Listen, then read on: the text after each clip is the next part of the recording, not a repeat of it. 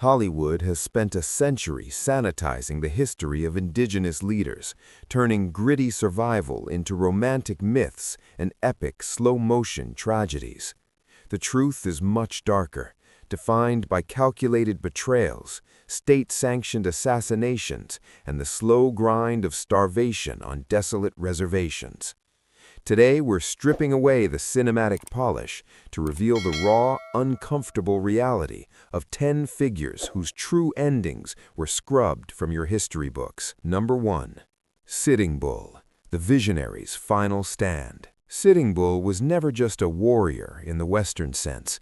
He was a Hunkapapa Lakota Wichasha Wakan, a holy man whose influence was spiritual and political long before it was military. By the mid-1870s, he had become the central pillar of resistance against the relentless westward expansion of the United States. While other leaders considered compromise, Sitting Bull saw the treaties for what they were: death warrants signed in ink. His leadership at the Battle of the Little Bighorn in 1876 wasn't just a tactical win, it was a spiritual fulfillment of a vision he had during a Sundance, where he saw soldiers falling into his camp like grasshoppers. But for the U.S. government, this victory was an unforgivable insult. They didn't just want to defeat him, they wanted to erase the pride he represented.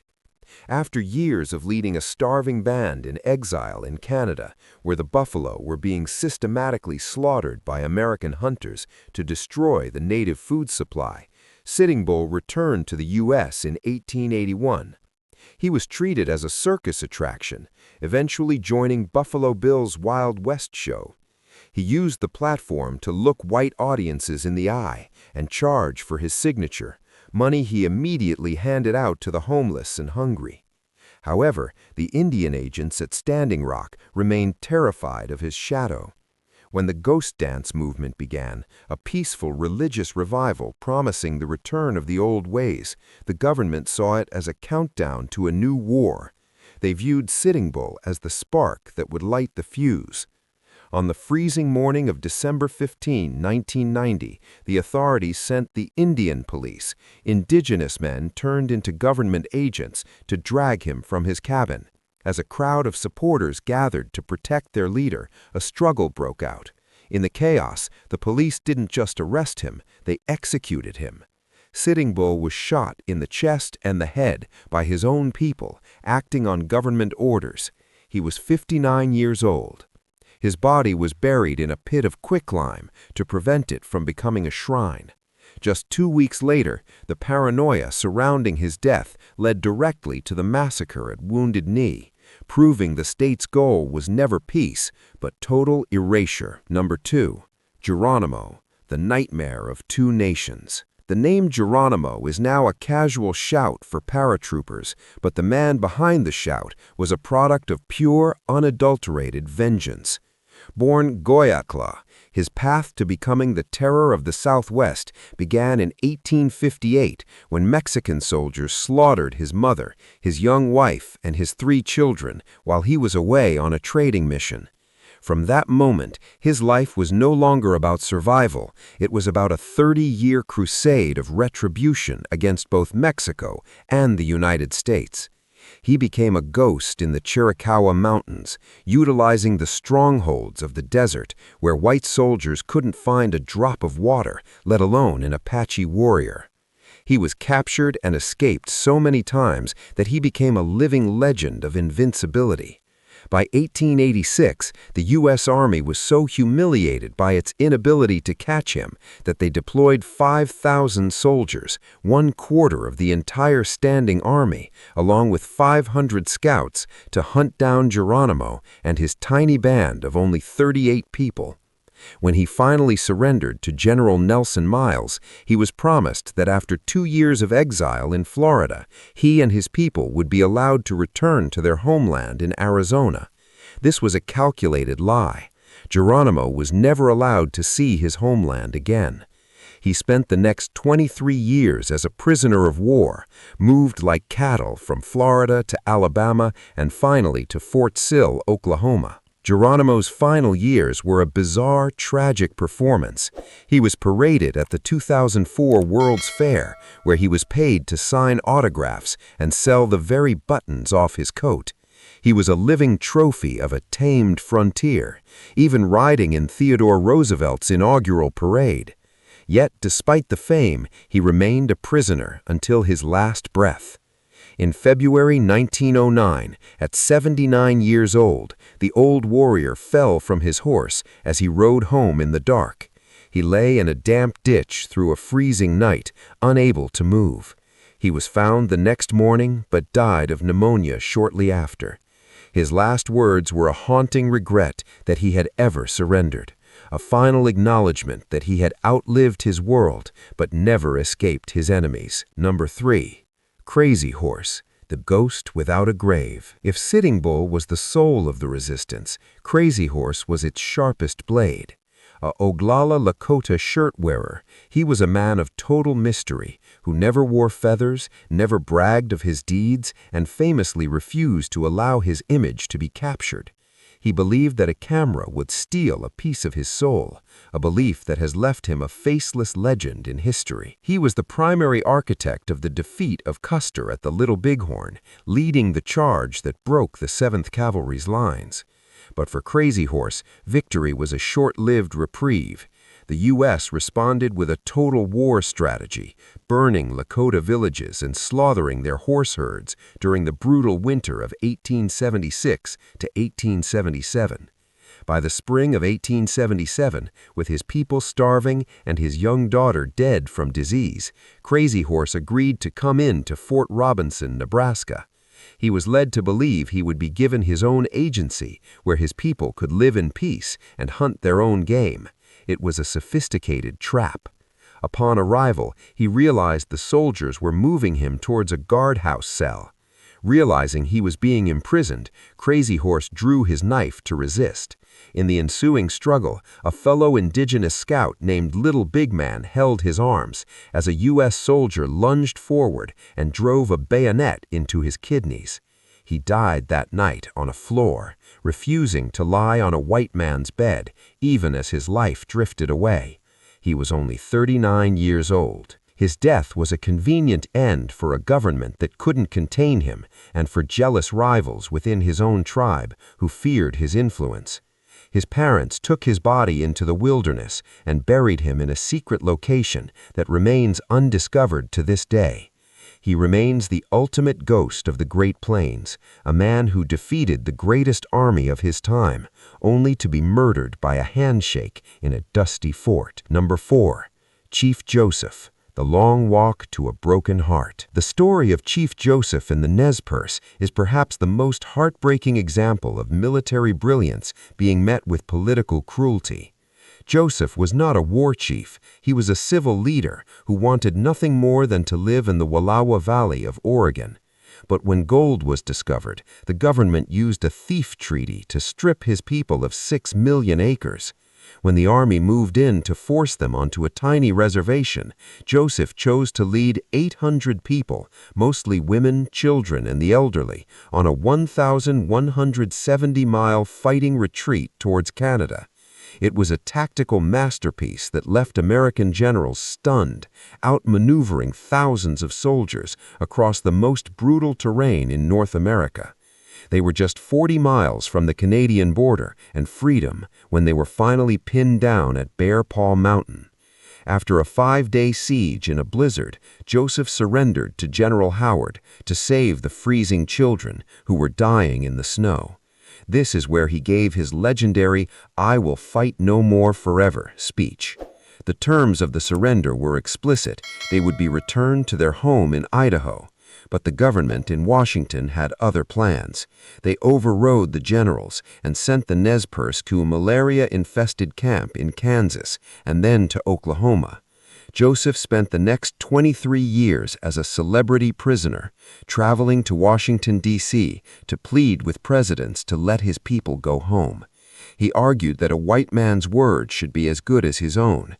He was met with nothing but empty promises.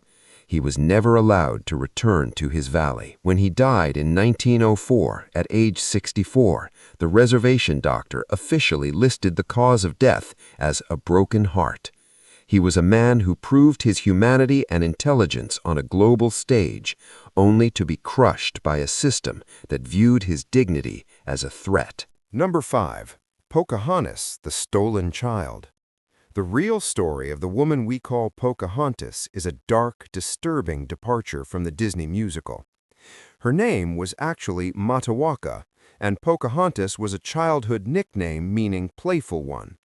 When she met John Smith, she was approximately 10 to 12 years old.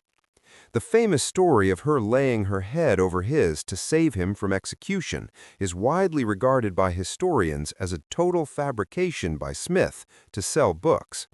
If it happened at all, it was a ritual of symbolic death and rebirth into the tribe, not a romantic rescue.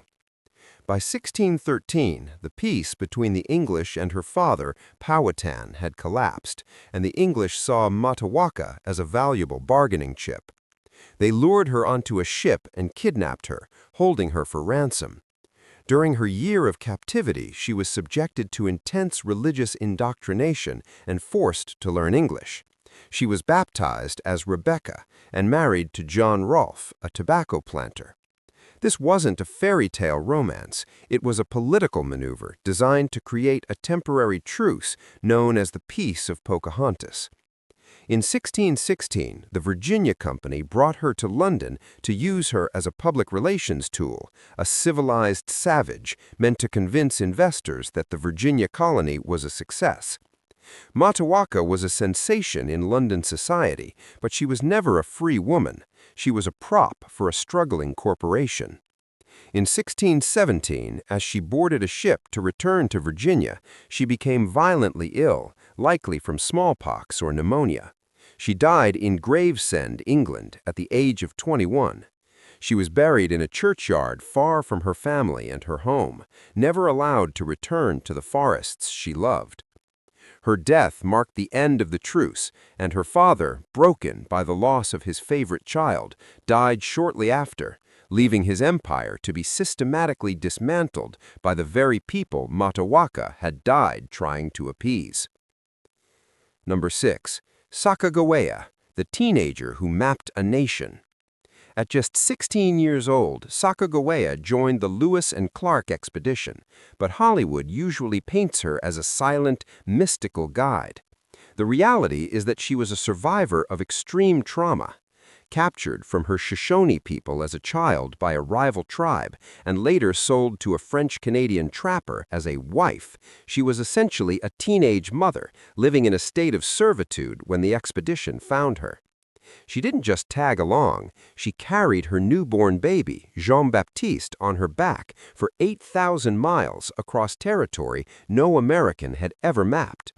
She was the expedition's navigator, diplomat, and primary survival expert. Without her ability to negotiate for horses with her own Shoshone people after a coincidental and emotional reunion with her brother, who had become a chief, the mission would have ended in a pile of bones in the Bitterroot Mountains. Once the historic journey ended in 1906, she was effectively discarded.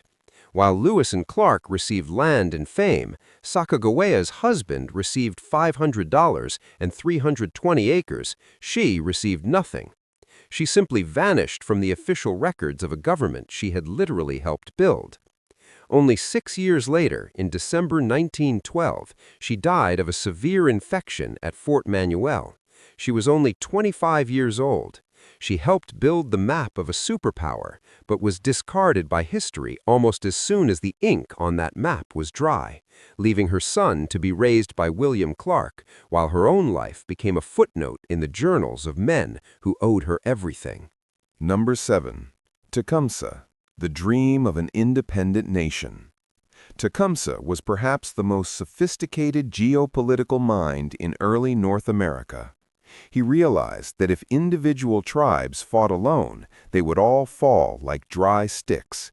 He traveled thousands of miles, from the Great Lakes to the Gulf of Mexico, building a massive indigenous confederacy that genuinely terrified the young United States government.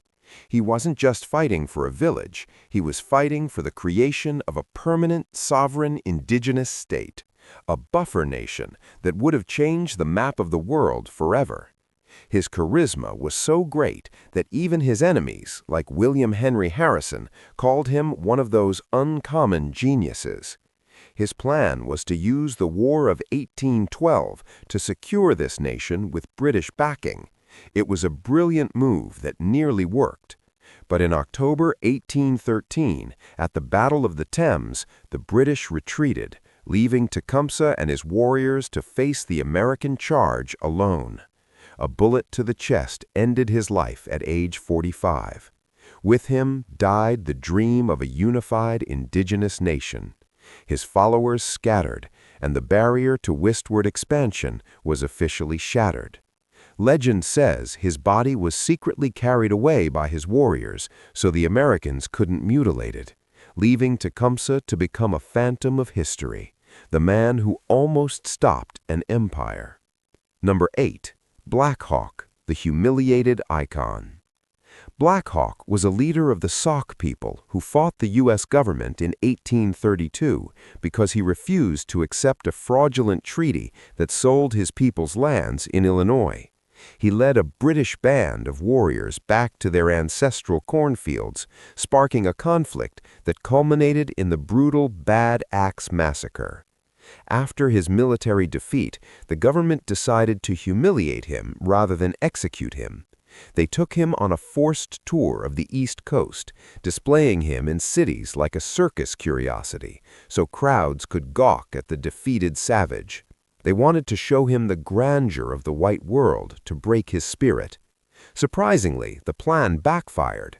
Black Hawk's dignity in the face of this mockery earned him a strange kind of respect from the public. He never bowed his head. When he met President Andrew Jackson, he looked him in the eye as a peer, famously stating, "I am a man and you are another." He died in 1838 at age 71 on a reservation in Iowa. But even in death, his body was not allowed to rest. His remains were stolen from his grave and put on display in a museum for decades, treating a human being as a trophy until the building burned down, finally cremating the man who had been denied a peaceful burial. Number 9. Red Cloud, the winner who lost everything. Red Cloud is a rare figure in history, a native leader who actually won a war against the United States. In the 1860s, he led Red Cloud's War, a relentless campaign that forced the U.S. Army to abandon its forts on the Bozeman Trail and sign a treaty recognizing the Black Hills as Lakota land forever. It was a total, humiliating military victory for Washington. But as Red Cloud would soon learn, the American government viewed treaties as temporary inconveniences. As soon as gold was discovered in the Black Hills, the sacred treaty was torn up. Red Cloud spent the last 30 years of his life in a slow, agonizing defeat. He chose the path of diplomacy, trying to save his people through negotiation, as the buffalo were wiped out and the land was carved into reservations. He watched from the sidelines as younger leaders like Sitting Bull and Crazy Horse were killed. By the time he died in 1909 at age 87, he was living on the Pine Ridge Reservation, blind, impoverished, and forgotten.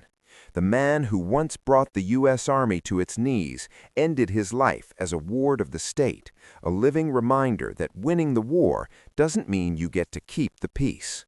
Number 10. Quanah Parker, the last of the Comanches.